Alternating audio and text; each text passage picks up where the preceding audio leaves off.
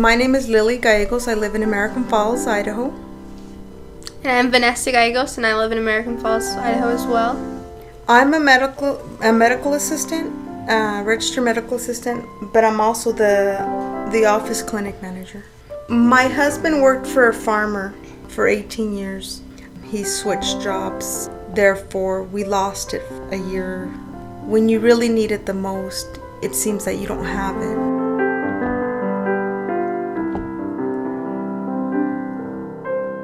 2-3 days right before Christmas, my daughter Vanessa awoke one morning with bruising in her legs and her gums were bleeding. I didn't want to get her nervous, so I told her to go ahead and go to school like any other normal day.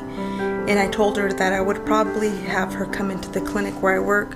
I called the doctor. He immediately called to the hospital and had some blood work drawn on her. She had no platelets.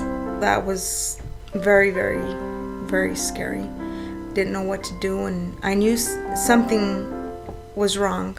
I'm gonna have to take her to the hospital or something, and I knew I didn't have any insurance. But at that point it didn't matter. You know, what mattered is figuring out what was wrong. And so everybody was all sad and upset, not knowing what was gonna happen. And finally on, I think it was Christmas Eve, that he said that the steroids weren't working. He said that she needed to have an infusion, that we couldn't wait 24 more hours. He had to have him flown in, and I thought, oh my, that's gonna be more money. But at that point, like I said, it didn't matter. We'd figure something out later. Is this gonna happen again? She was only 16, and he's like, I don't know. It's what she has is called ITP. It's a blood disorder.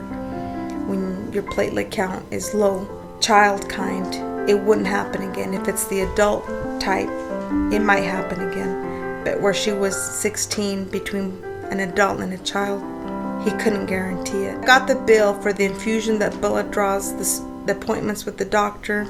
Everything came out to almost $10,000. Got a letter from the hospital. We want 3 payments of so much, and I'm like, there's no way.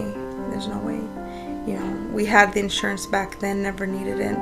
Now we really needed it, didn't have it. Applied for Medicaid, okay, and we were denied because we were $200 off. Now, even if Vanessa was able to secure insurance, it would still not cover her blood disorder. It happened again, they would call it a pre-existing condition. It wouldn't cover, but we're still paying the first $10,000, most of it. That was hard because it really put a burden on us. You know, we have a boy in college that we help out with. We had other bills, and it was just hard. I mean, I wouldn't wish that upon anybody. I just thought we were going to be poor because it costs so much.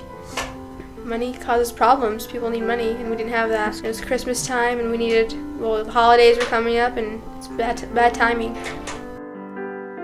She was going to be a senior that year, and so Summer will wait.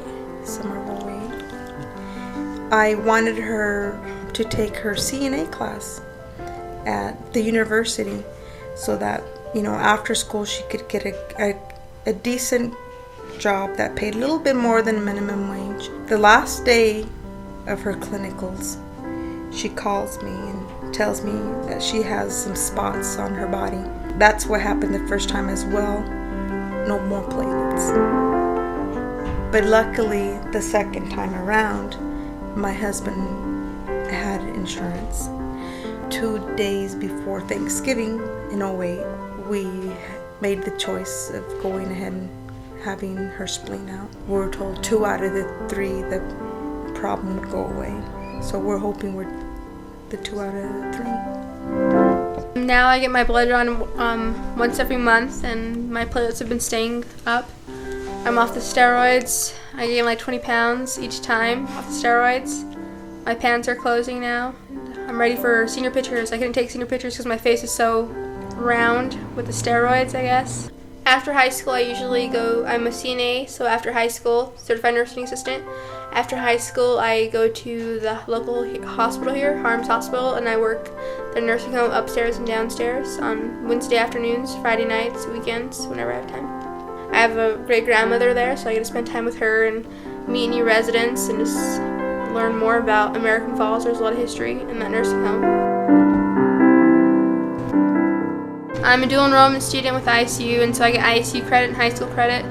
I graduate on June 5th of 2009 at American Falls High School.